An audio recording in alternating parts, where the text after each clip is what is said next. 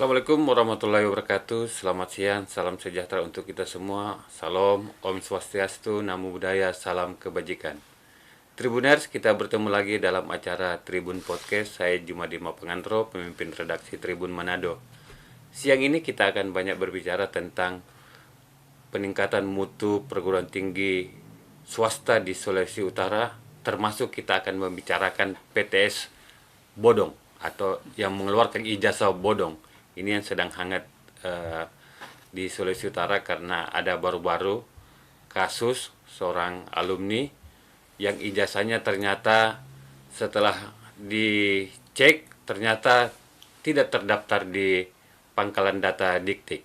Nah, ini yang mencuat sehingga ada beberapa PTS yang dianggap bermasalah dan ada 2 PTS terbaru di Manado ini ditutup oleh Kemenristek Dikti, khususnya L2 Dikti wilayah Sulut Tenggo.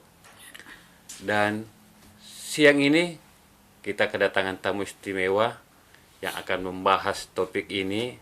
Ada Bapak Munawir Sadsali Rasak, SSI MA, kandidat doktor yang sementara menempuh pendidikan doktornya di Universitas Negeri Makassar. Betul. Selamat siang, Pak. Selamat siang Pak Jumadi, Ya. Terima kasih sudah diundang Pak. Kami yang berterima kasih karena Pak Ketua sudah hadir menyempatkan waktunya. Tadi menghadiri acara wisuda di Universitas Muhammadiyah Manado. Setelah itu kita minta waktunya untuk bincang-bincang di Tribun Podcast. Pak Munawir, bagaimana kabarnya siang ini? Alhamdulillah sehat sekali. Terima kasih Pak Jumadi. Iya. Senang rasanya bisa hadir di studio Tribun siang ini. Makasih. Terima kasih. Pak, ini baru-baru di Manado itu terjadi lagi, Ya. terungkap kasus adanya perguruan tinggi yang bermasalah sampai mengeluarkan ijazah yang ternyata itu ijazahnya ilegal atau bodong lah.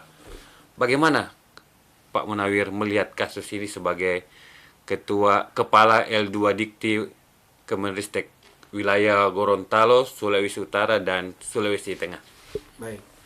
Terima kasih Pak Jumadi. Jadi betul ya, bulan Mei kemarin secara nasional memang ada 23 Ya. perguruan tinggi swasta yang dicabut izinnya atau ditutup oleh pemerintah. Sebenarnya yang bermasalah itu ada 50 lebih, 59 kalau nggak salah, tapi sebagian itu diberikan sanksi pembinaan. Ya. Diberikan waktu 3-6 bulan untuk perbaikan.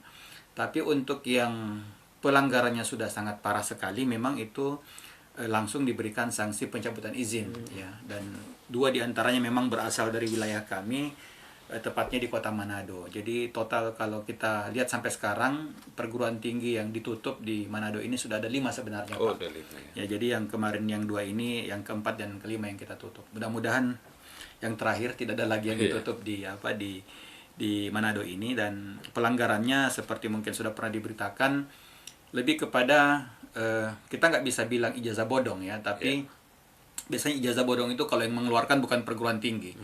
Tapi ini perguruan tingginya, pelanggarannya sebenarnya ada pada saat perguruan tinggi tersebut sudah tidak terakreditasi, Ya. baik institusi maupun program studinya, namun tetap mengeluarkan ijazah atau meluluskan. Nah, itu yang kemarin kita temukan di lapangan bahwa selama 3 tahun terakhir ini ada 700 lebih lulusan dari kedua perguruan tinggi tersebut yang harusnya tidak boleh ada yang diluluskan. Kenapa? Karena statusnya tidak terakreditasi. Itu melanggar Peraturan Menteri Pendidikan dan Kebudayaan nomor 7 tahun 2020. Ini adalah pelanggaran yang pelanggaran administrasi berat, yang memang sanksinya itu bisa sampai penutupan. Pelanggaran yang lain menurut kami yang kami lihat kemarin, semua yang lulus ini tidak ada riwayat perkuliahannya. Jadi kami curigai memang di input namanya, dan yang mereka ini membayar biaya dan langsung diluluskan, diterbitkan ijazahnya tanpa ada proses pembelajaran. Sehingga kemudian di 2020 akhir, di bulan Oktober, kami sudah melihat ada indikasi itu. Kami turun ke lapangan mencari data, dan sebenarnya kami berikan kesempatan kepada perguruan tinggi untuk memperbaiki datanya, untuk melengkapi dokumen-dokumennya supaya kemudian kita yakin bahwa prosesnya benar. Tapi yang kami terima informasi malah terus dilakukan, sehingga pada bulan April kemarin tim dari Jakarta langsung turun, ada sekitar 10 orang melakukan penelusuran data baik di pangkalan data maupun wawancara ke pengelola, dan kita temukan bahwa memang ada indikasi pelanggaran, sehingga saya rasa ini harus segera ditutup karena ini merugikan masyarakat, Pak Jumadi. Tidak bisa lagi kita biarkan, karena masa orang tidak pernah kuliah tapi bisa dapat ijazah dan kemudian dipakai untuk cari kerja atau apa. Ini sebenarnya merugikan masyarakat, jadi harus kita tindak segera. Terima kasih. Baik, Tribuners, sebelum saya bertanya lebih lanjut, saya lupa tadi memperkenalkan lebih dalam tentang narasumber kita. Pak Munawir Rasak ini menyelesaikan S1-nya di Hubungan Internasional Universitas Hasanuddin di Makassar, kemudian meraih gelar Magister Administrasi dari Universitas Indonesia. Saat ini masih menempuh pendidikan doktoral di Universitas Negeri Makassar. Sebelum jadi kepala Lembaga Layanan Pendidikan Dikti untuk wilayah Gorontalo, Sulawesi Utara dan Sulawesi Tengah, sebelumnya pernah menjabat sebagai Kepala Tata Usaha L2 Dikti wilayah 9, Sulawesi Selatan, Sulawesi Barat, Sulawesi Tenggara, berkantor di Makassar. Kemudian sebagai Kabak Umum di L2 Dikti wilayah 9 juga berkantor di Makassar. Sebelumnya pernah sebagai Humas di Kementerian Ristek Dikti. Ya, di Jakarta. Jadi sangat pengalaman juga kalau berurusan dengan media. Baik, kita lanjut Pak Munawir. Sebagai Kepala L2 Dikti di wilayah Gorontalo, Sulawesi Utara dan Sulawesi Tengah, apa saja sebenarnya tugas pokoknya? Jadi LL Dikti itu kan sebenarnya baru hadir di 2018 sebagai lembaga yang baru ya. Tapi cikal bakalnya itu sebenarnya dia berubah dari Kopertis. Jadi mungkin dulu betul. Kopertis dulu kita dikenal. sudah mengenal istilah Kopertis dari lama, sejak tahun 70-an sudah ada. Tapi LL Dikti kemudian hadir di tahun 2018 karena menjadi amanah dari Undang-Undang Pendidikan Tinggi, Pak Jumadi. Jadi di 2012 terbit Undang-Undang Nomor 12. Di situ di pasal 57 dijelaskan bahwa harus ada lembaga di wilayah yang membantu tugas kementerian dalam rangka meningkatkan mutu dari perguruan tinggi. Sehingga di 2018 terbitlah Permen Ristek Dikti Nomor 15 2018 yang menandai berubahnya semua Kopertis menjadi LL Dikti.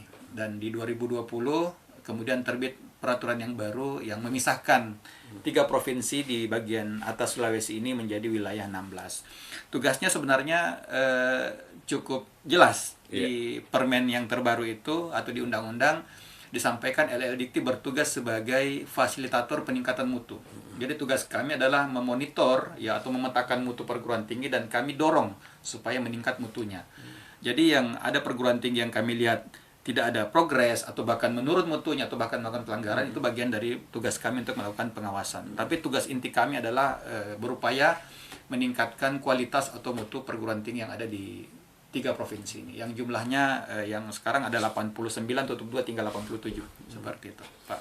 Nah, sejauh ini sebenarnya apa yang menjadi masalah utama dari perguruan tinggi swasta yang di wilayah Gorontalo ini ya, wilayah Sulawesi bagian utara ya, Sulawesi Tengah, Gorontalo dan Sulawesi Utara. Iya, artinya kalau masalah dibandingkan kita dengan perguruan tinggi yang di wilayah 9 atau wilayah lain khususnya di Jawa, itu memang kita masih banyak masalah di mutu ya. Kalau kita lihat pemetaannya dari 89 atau 87 sekarang perguruan tinggi, belum ada satupun perguruan tinggi kita yang secara peringkat akreditasi institusi itu yang ada di peringkat A atau unggul. Nah, ini tugas kami juga. Memang kami sementara mengidentifikasi mana yang punya peluang, tapi sampai sekarang belum ada ya. Di wilayah 9 saja di Makassar baru UMI yang unggul, yang PTS-nya. Nah, yang B, yang peringkat B atau baik sekali itu saja baru 9. Apa saja itu, Pak? Yang 9 itu tersebar paling banyak di Gorontalo malah. Di Gorontalo itu perguruan tinggi ada 10, tapi 4 itu sudah baik sekali. Di Sulawesi Tengah ada 2 dan di Manado ini hanya ada 3, Pak, yang baik. Jadi bayangkan di Manado ini ada 44 perguruan tinggi yang peringkat yang swasta. Yang peringkat baik sekali itu baru ada 3, yaitu Universitas Kelabat, Universitas De La Salle, Katolik De La Salle Manado, dan Sekolah Tinggi Filsafat Pineleng. Baru itu yang 3. Yang lain itu C, ya, ada 19 yang C dan ada 24 yang belum terakreditasi. Nah, ini yang jadi masalah. Jadi sebenarnya masalah kita adalah ada masalah mutu yang mesti kita tingkatkan, dan ini jadi PR kita, dan ini memang terjadi hampir di semua wilayah di Indonesia Timur. Ini PR kita semua di wilayah timur. Seperti itu Pak Jumadi. Nah, untuk menjadi PTS itu yang dinilai baik itu apa saja yang harus dipenuhi syarat-syaratnya itu Pak? Jadi peringkat akreditasi ini kan dia acuannya ke standar nasional pendidikan tinggi. Diatur di Permendikbud nomor 3 tahun 2020, dan sekarang saat ini mungkin di bulan ini akan terbit revisi yang baru ya, permen baru terkait penjaminan mutu ini. Sebenarnya kalau mau, jadi peringkat C atau baik itu terjadi ketika standarnya terpenuhi. Nah, sementara yang kita inginkan kan bukan hanya standar dipenuhi, kita ingin di atas standar. Ya. Jadi kalau baik sekali itu artinya dia sedikit di atas standar. Nah, yang kita mau dorong sekarang bagaimana perguruan tinggi kemudian menjadi unggul atau A, excellent, artinya jauh di atas standar. Jadi masalahnya ya mungkin perguruan tinggi kita masih terjebak dengan zona nyaman, belum mau bertransformasi, sementara dunia sudah sangat berubah. Dan saya lihat, saya mengidentifikasi di Sulawesi Utara ini dari 46 perguruan tinggi hanya sebagian saja yang kemudian punya roadmap, punya rencana pengembangan yang jelas. Yang lain ini memang butuh pendampingan yang intensif, karena tadi mungkin sudah peminatnya sudah kurang. Ada beberapa memang yang sudah tidak aktif lagi, seperti ada yang di Bitung ya, Akademi Maritim itu sudah tidak aktif lagi selama berapa tahun, dan itu mungkin yang perlu kita evaluasi lagi. Tapi sebagian besar sudah masih jalan, tapi kadang-kadang memang sedikit mahasiswanya, sehingga kemudian karena perguruan tinggi ini kan bergantung dari SPP. Kalau mahasiswa sedikit kan berarti pemasukan kurang, dan kalau uang yang digunakan untuk operasional kurang, pasti berdampak juga ke mutu. Jadi ini yang lingkarannya seperti itu. Permasalahannya lebih ke arah situ. Nah, apa yang dilakukan L2 Dikti untuk mendorong supaya beberapa perguruan tinggi yang PTS itu yang mungkin masih nilai C terakreditasi sangat baik gitu? Ya, tentu saja kami sebagai LL Dikti yang tugasnya memang sebagai fasilitator, ya kami melakukan pendampingan-pendampingan, bimbingan-bimbingan, penguatan-penguatan. Karena peringkat akreditasi ini kan agregasi dari beberapa parameter. Jadi kami intervensi ke parameter-parameter yang sifatnya mikro tadi. Kita lihat mana, kita kan mapping dulu nih. Mana yang sudah bagus, mana yang belum. Yang belum ini kemudian kita intervensi, kita berikan program-program pendampingan. Kadang-kadang yang bagus ini kita ajak, ayo dong kasih contoh best practice kepada yang belum, seperti itu. Nah, pendampingan ini kemudian yang kita harapkan memang bisa berdampak pada kenaikan dari mutu perguruan tinggi tersebut. Tapi ini kan bukan program jangka pendek. Kadang-kadang upaya kita ini nggak bisa dilihat hasilnya 1 atau 2 tahun. Ya mungkin butuh beberapa waktu. Itu pun impact-nya ya kita butuh waktu lah untuk melihat dari intervensi kita apakah dia berhasil atau tidak. Tapi sebenarnya tergantung lagi kepada perguruan tingginya mau atau tidak. Karena saya lihat ya di Sulut ini ada perguruan tinggi yang betul-betul responsif. Ketika kami berikan program, mereka betul-betul menyambut dengan baik, serius. Tapi ada juga kampus yang sepertinya tidak begitu responsif lagi. Artinya mereka senang dengan kondisi status quo. Yang penting ada mahasiswa, yang penting meluluskan. Nah, itu yang sebenarnya perlu kita ingatkan bahwa situasi saat ini sangat berubah sekali. Dunia sudah terdisrupsi termasuk pendidikan tinggi, dan kalau mereka tidak berubah bisa saja nanti sudah tidak relevan lagi dan akan ditinggalkan. Dan ini kemudian yang kita khawatirkan ke depan, ya perguruan tinggi kemudian tidak lagi relevan karena mereka tidak bisa menyesuaikan dengan perkembangan dari zamannya gitu Pak Jumadi. Nah, tugas kami pokoknya bikin program mendamping karena anggaran kita juga tidak begitu besar ya. Jadi yang kita lakukan sekarang mencari mitra termasuk dari Unsrat, dari Unima itu kita gandeng juga supaya sama-sama kita berupaya meningkatkan kualitas mutu dari PTS kita, karena efeknya kalau PTS kuat dia akan berpengaruh juga ke perekonomian daerah itu setempat gitu Pak Jumadi. Perihal DPK dosen yang dipekerjakan di perguruan tinggi swasta itu berapa banyak yang dimiliki oleh L2 Dikti wilayah 16 ini Pak? Sekarang di 3 provinsi ini tinggal 81 orang Pak. Iya, dan kemarin ada kebijakan moratorium sehingga kita nggak bisa nambah. Biasanya kita membuka kesempatan kepada para birokrat senior ya yang mungkin sudah punya pengalaman mengajar, sudah punya NIDK, banyak yang kemudian beralih menjadi dosen DPK. Tapi sejak Agustus tahun lalu ada kebijakan moratorium dari Pak Menteri. Jadi sekarang kalau mau menjadi dosen DPK LLDikti itu sudah ditutup peluangnya. Jadi kita arahkan mereka untuk pindah ke negeri seperti Unsrat atau Unima. Seperti itu. Tapi jumlahnya sangat terbatas, Pak. 81 orang sekarang. Dan itu terus berkurang karena belum kemarin ada yang meninggal, belum lagi yang pensiun ya. Jadi makin lama makin habis. Berkurang ya. Iya. Nah, Pak, untuk PTS yang mungkin bermasalah atau katakanlah yang masih jauh di bawah standar, apa yang mesti bagaimana caranya menghubungi L2 Dikti supaya dia bisa mendapatkan pendampingan? Sebenarnya komunikasi kami dengan PTS itu sangat baik. Kami punya grup WA, kami sering ketemu intens ya, sering Zoom meeting. Jadi sebenarnya tidak ada kendala. Ya kami tidak jauh kok, artinya mereka tinggal kontak kami, butuh pendampingan atau apa itu terbuka. Jadi saya rasa masalahnya bukan bagaimana menghubungi kami, tapi apakah PTS-PTS ini kemudian punya keinginan untuk bertransformasi, untuk berkembang. Kami punya banyak program yang bisa kami berikan, dan tahun depan ini bahkan kami sudah merancang program kami sudah spesifik ke kondisi dan kebutuhan kampus. Kalau kemarin kegiatan-kegiatan kami setahun terakhir ini baru sifatnya untuk semua PTS tanpa melihat bagaimana status, kondisi, dan kebutuhan mereka. Tapi ke depan ini kami sedang menjaring masukan dari kampus-kampus, kira-kira kebutuhan yang spesifik apa sih per kampus, supaya kemudian programnya kita bisa buat spesifik dengan apa yang mereka butuhkan, supaya tepat sasaran, Pak Jumadi. Jadi nggak ada masalah, saya rasa nggak ada masalah di komunikasi.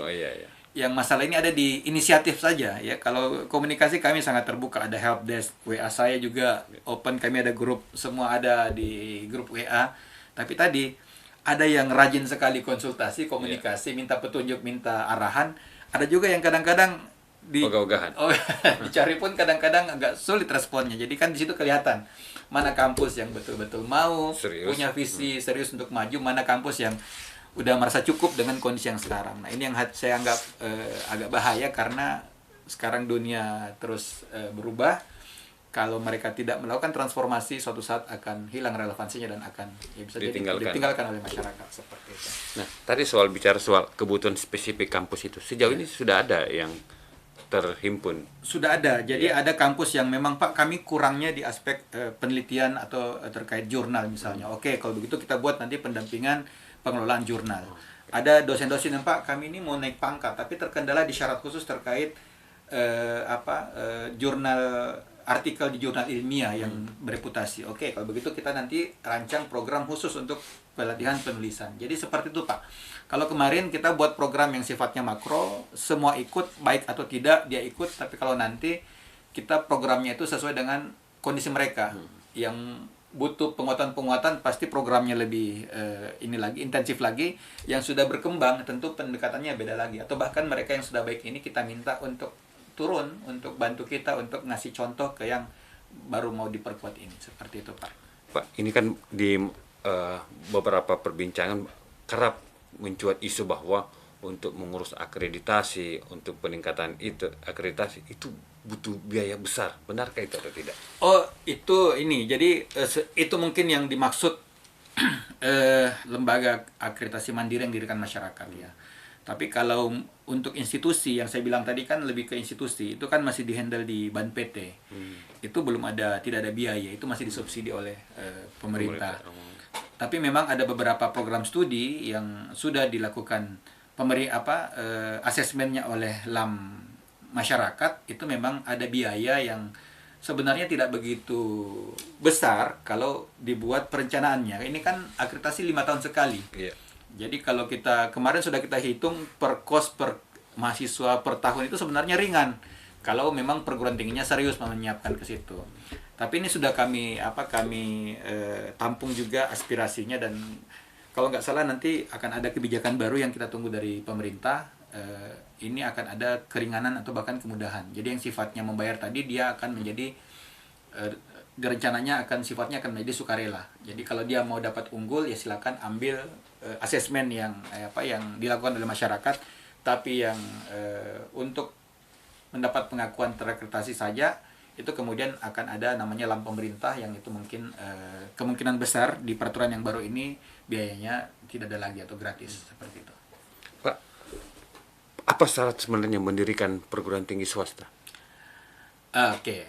Yang jelas begini, kalau saat ini Iya. perguruan tinggi itu untuk mendirikan perguruan tinggi ada dua bentuk, Pak. Iya. Ada yang perguruan tinggi akademik, ada yang vokasi. Iya. Yang akademik ini bentuk perguruan tingginya itu adalah universitas, institut, dan sekolah tinggi. Yang vokasi adalah politeknik, akademi, dan akademi komunitas. Saat ini perguruan tinggi yang sifatnya akademik tadi itu moratorium, artinya kami Ditunda dulu. tidak memberikan Oke. izin itu, pendirian itu. Yang sekarang kita berikan izin itu Vokasi. adalah yang vokasi, yang politeknik, akademi, atau akademi komunitas. Tapi syaratnya itu yang pertama tentu saja harus ada badan penyelenggara. Karena perguruan tinggi swasta ini kan didirikan oleh masyarakat, dan masyarakat itu harus punya badan hukum. Badan hukumnya itu ya apakah dia yayasan, perkumpulan, ataukah persyarikatan seperti Muhammadiyah kan persyarikatan itu boleh. Kemudian yayasan ini harus punya lahan untuk kampusnya, lahan dan bangunan. Kalau universitas dia minimal 1 hektar untuk swasta, institut minimal 8.000, sekolah tinggi minimal 5.000, politeknik, akademi juga 5.000. Kemudian tentu saja harus ada program studi. Universitas itu minimal 5 prodi. Dia minimal 5 prodi terdiri dari 3 prodi sains eksakta dan 2 prodi sosial humaniora. Kalau institut dia minimal 3 prodi, sekolah tinggi minimal 1 prodi. Politeknik minimal 3 prodi, akademi minimal 1 prodi. Dan 1 prodi ini Bapak ya, Pak Jumadi, itu minimal 5 orang dosen. Jadi bayangkan kalau mau mendirikan universitas berarti siapkan 25, 5 kali 5. Dan itu dosennya harus linear.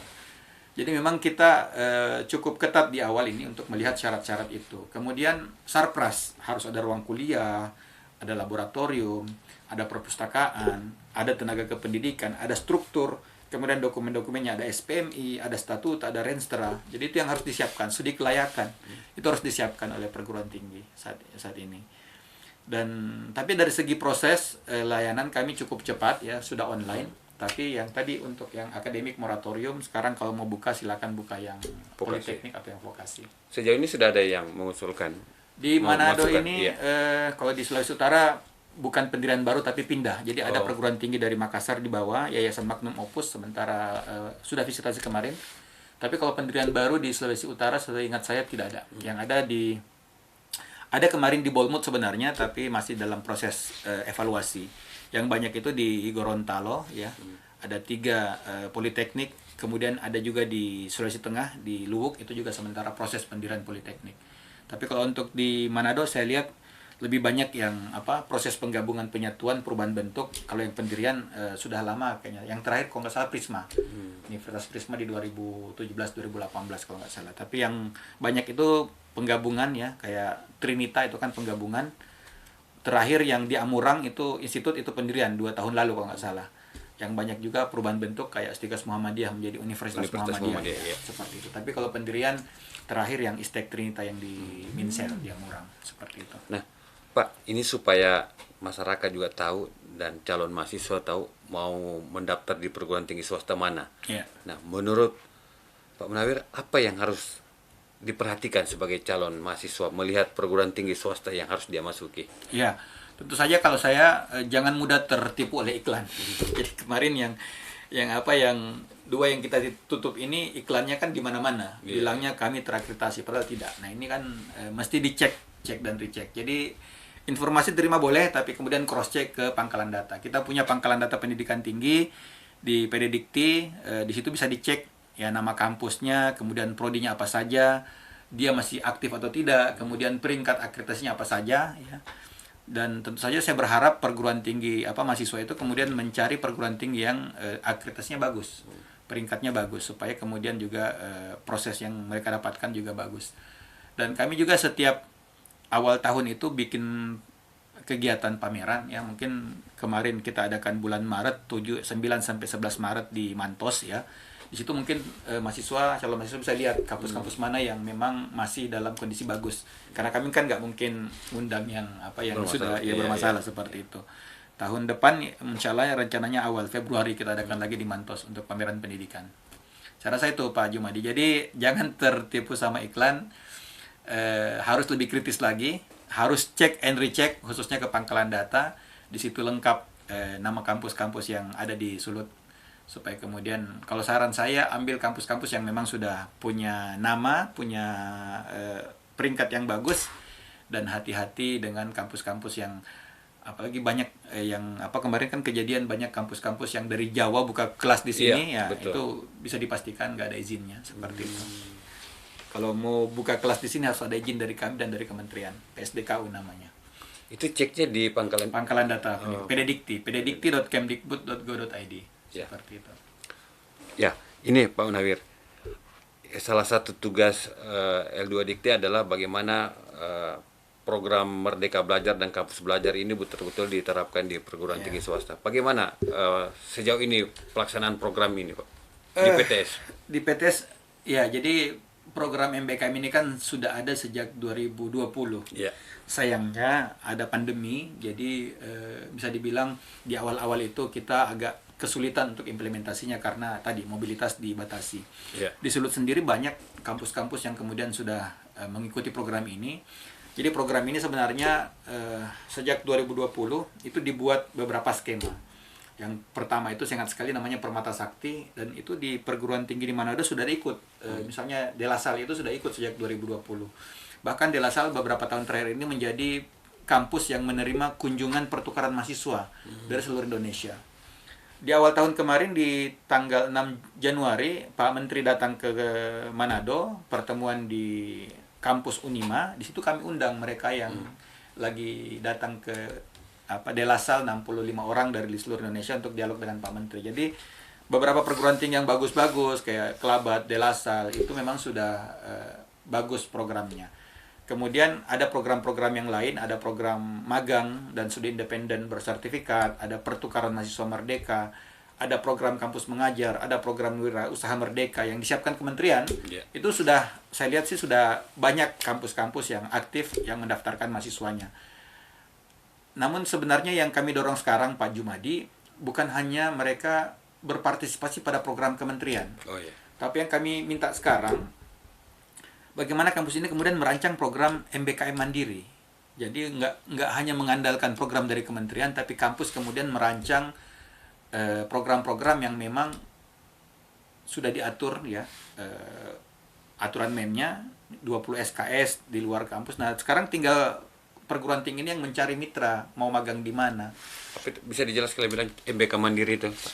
Jadi kampus Merdeka Mandiri ini artinya kampus punya kemerdekaan untuk merancang sendiri programnya, tanpa kemudian harus ikut dengan program kementerian. Karena program kementerian kuotanya terbatas. Yeah.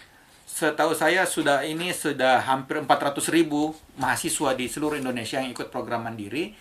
180 itu program kementerian, yang 220 itu program mandiri, yang memang kampus yang punya inisiatif. Jadi bisa misalnya membuat program KKN tematik, Yeah. keluar ke masyarakat KKN 1 semester, itu dikonversi 20 SKS. Itu kan program mandiri, bukan program kementerian, tapi kampus yang merancang. Itu boleh. Dan memang itu kita dorong, karena harapan kemarin waktu Pak Menteri datang di acara Konaspi, secara daring dia sampaikan bahwa kita ingin kampus Merdeka Belajar ini tidak lagi dilihat sebagai sebuah kebijakan dari kementerian, tapi kita inginnya sudah lahir menjadi gerakan dari perguruan tinggi, supaya nanti siapapun menterinya, siapapun presidennya, siapapun apapun nanti kebijakannya, hal ini sudah melekat di perguruan tinggi karena sudah menjadi program yang berdasar dari sebuah gerakan yang memang muncul karena kebutuhan. Karena kebutuhan kita untuk menyiapkan alumni-alumni kita bagaimana bisa masuk ke dunia kerja melalui program MBKM.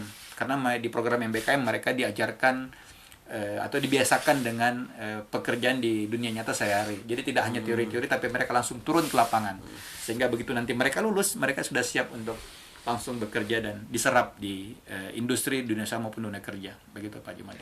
Nah, bagaimana L2 Dikti mengontrol di perguruan tinggi swasta itu betul-betul menyelenggarakan MBKM itu secara benar, dan bagaimana L2 Dikti mengontrol bahwa kampus PTS yang di wilayah 16 ini betul-betul serius melaksanakan peningkatan mutu?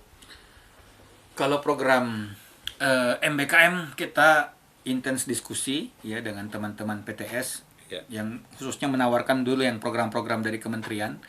Karena program kementerian ini kan cukup seksi, Pak. Ada anggaran di situ, Betul. ada anggaran, ada anggaran, maksudnya subsidi kepada mahasiswa yang ikut, ya, dibiayai kepesertaannya, kemudian ada uang biaya hidupnya. Jadi saya rasa dengan mereka berpartisipasi pada program kementerian itu kan kita mengoptimalkan transfer dana dari pusat ke daerah seperti itu. Jadi itu kita dorong dulu. Kemudian yang tadi ya, selain program tadi ada juga program yang sifatnya kompetitif dari kementerian untuk kampusnya.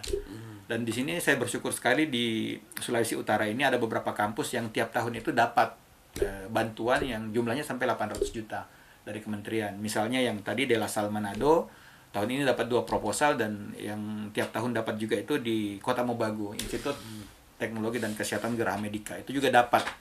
Artinya pemerintah mempercayakan kepada perguruan tinggi tersebut untuk mengelola anggaran untuk mendorong program MBKM. Tapi yang tadi, kalau yang pertanyaan Pak Jumadi yang kedua, bagaimana kemudian kami mengontrol perguruan tinggi yang dalam proses peningkatan mutu, kami punya skema yang namanya Binwasdal, Pembinaan Pengawasan Pengendalian, yang sifatnya rutin, berkala kami datang ke kampus memotret ya bagaimana progresnya. Disitulah kemudian kami menemukan kadang-kadang ada masalah-masalah yang perlu diselesaikan, ringan dan beratnya itu nanti kita berikan rekomendasi apa yang harus dilakukan. Termasuk yang kedua ditutup ini sebenarnya kami dapatkan melalui kegiatan rutin tadi. Pas kita turun, oh ternyata kok kondisinya agak parah nih. Nah, kita buat rekomendasi, berikan waktu 3 bulan. Ternyata 3 bulan itu tidak bisa dituntaskan, tidak bisa dilengkapi dokumen-dokumen. Jadi kami lihat, oh berarti ada masalah. Kita asesmen lagi, kasih kesempatan lagi, tidak tindakan lagi. Akhirnya tim kementerian langsung yang turun, dan ternyata memang tim kementerian lebih lengkap mereka parameternya, dan ternyata bisa kita buktikan bahwa memang kampus ini sudah tidak layak lagi, tidak lagi memenuhi standar nasional, sehingga perlu untuk dicabut izinnya. Begitu Pak Jumadi. Ya, terakhir Pak, boleh kami dapat bocoran kira-kira ada berapa banyak lagi perguruan tinggi swasta yang masih bermasalah? Katakanlah kategorinya itu masalahnya berat, dan bisa saja mungkin ada peluang untuk ditutup. Jadi saya bedakan dua Pak ya. Ada Iya. kampus yang sudah tidak beroperasi lagi, dan memang ini lagi kita kita jajaki apakah kemudian akan di take over oleh yayasan lain, atau kemudian kalau tidak diusulkan ditutup saja. Itu ada 2. Iya, tapi bentuknya akademi, dan itu sudah bisa dibilang sudah bertahun-tahun tidak ada aktivitas. Ada 1 sekolah tinggi, tapi sementara proses pindah ke Bandung ya. Jadi saya rasa itu sudah tidak dalam ini kami lagi, pengawasan kami, karena sudah proses pindah. Sementara yang masih statusnya aktif dan bisa dibilang kondisinya agak perlu perhatian khusus, itu ada 2 sekolah tinggi juga ya. Tapi kami sementara damping intensif dan berharap tidak mengikuti jejak yang 2 tadi, tapi mudah-mudahan. Tapi ini bukan karena pelanggaran, kami tidak melihat ada pelanggaran di situ, cuman karena yayasan sudah kewalahan, mungkin karena mahasiswa sedikit, kemudian sudah tidak terakreditasi lagi. Kemudian itu tadi, mereka kemudian tidak sanggup lagi untuk mengikuti menyelenggarakan sesuai dengan standar. Jadi total berarti ada 5. Tapi kami terancam berharap, itu Pak ya. tidak, ya artinya kalau dalam waktu yang kami berikan tidak bisa melakukan perbaikan, maka kita akan ajak dialog lagi. Ini bagaimana nih? Kalau sudah angkat tangan, ya mungkin bisa mungkin akan kita cari yayasan lain yang mau take over seperti itu. Karena ini kan masalahnya ada di yayasan kadang-kadang. Pendanaannya ada di yayasan yang kurang. Nah, bagaimana menyelamatkan mahasiswa yang mungkin masih berharap tetap bisa wisuda mungkin di situ? Atau mungkin bisa, bagaimana dia bisa pindah ke kalau yang sudah lain? tutup ini, yang sudah 2 tutup ini, kita mesti cek dulu. Dia ada riwayat atau tidak. Kan nanti kita mesti lihat. Dan ini sebenarnya tanggung jawab yayasan. Sudah jelas di SK-nya bahwa yayasan bertanggung jawab untuk memindahkan mereka yang masih berstatus mahasiswa. Tapi kita akan cek dulu Pak Jumadi. Mahasiswa yang masih terdaftar ini betul-betul mahasiswa atau hanya sekedar data saja? Ya, jadi kita mesti cek dulu dokumen-dokumennya, punya nggak bukti pembayaran SPP tiap bulan, ada nggak KRS-nya, KHS-nya, ada nggak daftar hadirnya. supaya kemudian kita yakin bahwa ini kalau kita pindahkan memang mereka pernah berproses. Ya. Itu yang kadang-kadang jadi challenge kita. Jadi kita sebenarnya tidak ingin mahasiswa dirugikan, tapi kadang-kadang juga agak sulit karena tidak ada bukti yang mendukung mereka pernah beraktivitas. Jadi sebenarnya ini yang kita minta kepada mahasiswa yang mau pindah tadi, ya tolong bantu kami dengan membuktikan aktivitas yang pernah kalian lalui, setidaknya dengan bukti pembayaran SPP, dengan KRS, dengan KHS, daftar hadir atau daftar nilai itu bisa. Karena kalau memang ada itu kita bisa konversi, pindahkan ke perguruan tinggi lain, konversi. Kemudian sebenarnya ada mekanisme baru namanya sekarang RPL, rekognisi pembelajaran lampau. Jadi tapi saya lihat di Manado ini belum banyak ya perguruan tinggi yang punya mekanisme tersebut. Baru satu kemarin satu saya Parna Raya yang sudah lolos untuk itu. Untuk bagaimana modelnya itu, Pak? Jadi kalau RPL ini, Pak, dia sifatnya dia merekognisi pembelajaran seseorang tanpa melihat orang ini dulu belajarnya seperti apa. Jadi bisa merekognisi pembelajaran formal, pembelajaran informal atau non formal atau pengalaman kerja. Jadi kalau kita melakukan asesmen kepada orang tersebut, kemudian kita lihat ternyata dia bisa memenuhi kualifikasi pada beberapa SKS mata kuliah, maka kita berikan pengakuan sehingga dia tinggal kuliah beberapa SKS saja lagi yang dia belum kuasai, seperti itu. Ini namanya RPL dan ini sedang kita galakkan. Jadi mekanisme konversi itu nanti kita akan menggunakan mekanisme RPL tadi, menilai kemampuan dari mahasiswa yang bersangkutan, betul nggak dia menguasai mata kuliah yang dia sudah pernah akui dia pelajari di kampus yang lama, seperti itu. Yang menilai itu siapa, Pak? Asesor namanya. Tapi asesornya itu di perguruan tingginya sendiri, tapi harus dapat sertifikasi dari kementerian. Ini memang kebijakan baru, Pak. Baru dan ini kemungkinan menarik besar ini, Pak. Menarik sekali, Pak. Karena jadi gini, artinya orang nggak perlu kadang-kadang kan banyak orang yang sudah punya keterampilan, tapi karena nggak punya ijazah ya dia mesti belajar dari nol lagi, nggak diakui. Tapi kalau dengan RPL ini kita bisa merekognisi kemampuan seseorang dari pengalamannya mungkin bertahun-tahun. Bisa jadi kan dengan pengalamannya dia bahkan lebih expert dari orang yang sudah yang belajar secara formal. Nah, itu yang menarik dan mungkin nanti bisa kita diskusikan di kesempatan lain, Pak. Ini menarik. Ini bisa pembicaraan khusus untuk itu ya. Betul. Pak Munawir, ini masih banyak pertanyaan, tapi karena dibatasi waktu dan saya tahu Pak Munawir masih banyak kegiatan lagi, mungkin di penghujung acara ada yang mau disampaikan sebagai penutup ini. Ya, tentu saja kami berharap kepada seluruh pemirsa dari channel ini untuk membantu pemerintah melakukan pengawasan. Saya sudah sampaikan bahwa kami LL Dikti ini luas sekali wilayahnya ya. Kami harus mengawasi 3 provinsi, jumlah pegawai kami hanya 30 orang, kantor kami di Gorontalo, sementara perguruan tinggi yang kami layani ini tersebar mulai dari Tentena, dari Poso, Luwuk, Banggai, Toli-Toli, Palu, sampai di Talaut sana, di utara sana, sampai di Tahuna sana ada perguruan tinggi.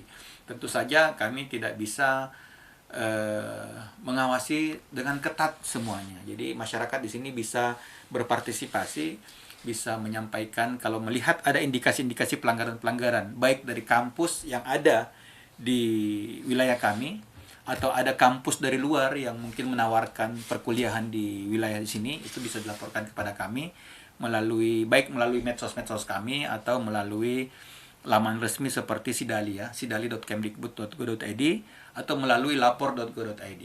Lapor.go.id. Jadi masyarakat sekarang apalagi netizen kan, wah itu luar biasa, Pak, dengan kemampuan real time bisa melaporkan foto, video, kirimkan ke kami pasti tindak lanjuti. Apalagi kita memang sekarang lagi serius membersihkan wilayah kita dari kampus-kampus yang tidak bertanggung jawab. Yang paling banyak sekarang ini adalah kelas jauh. Kampusnya di mana, tapi dibuka kelas di sini. Yang saya sampaikan kemarin kepada wartawannya Pak Jumadi, tahun lalu kami sidak ke Bitung, ada kampus dari Jakarta buka kelas di sana dan kami datang kerjasama dengan tim LLDT Jakarta dan terbukti akhirnya kita tutup. Jadi tolong masyarakat kalau melihat indikasi-indikasi pelanggaran sampaikan kepada kami atau mungkin sampaikan ke redaksi, nanti redaksi juga sampaikan ke kami. Jadi semua masyarakat kalau baca di Permen 7 itu sumber laporan pengaduan pelanggaran perguruan tinggi itu tidak hanya dari kami, tidak hanya dari BAN PT, namun juga bisa dari media massa dan dari masyarakat. Jelas di situ disampaikan bahwa media massa dan masyarakat umum juga berhak terlibat dan punya tanggung jawab untuk melakukan pengawasan kepada perguruan tinggi kita. Ini untuk menghindari praktek-praktek kecurangan PTS betul. ya. Dan supaya ini kan merugikan masyarakat Iya, yang lain. betul. Capek-capek kuliah ada orang datang bayar langsung dapat ijazah. Nah, ini yang kita inginkan supaya tidak lagi terjadi di wilayah Manado seperti itu.